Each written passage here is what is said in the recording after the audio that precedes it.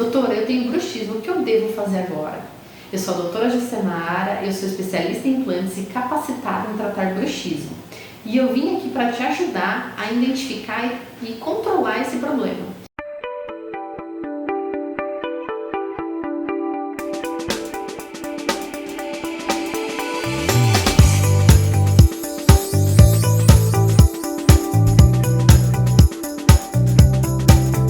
O bruxismo ele pode ser primário ou secundário. O primário é o bruxismo puro, de fatores hereditários, também pode estar relacionado ao estresse e ansiedade. Agora, o bruxismo secundário ele pode ser secundário a alguma doença.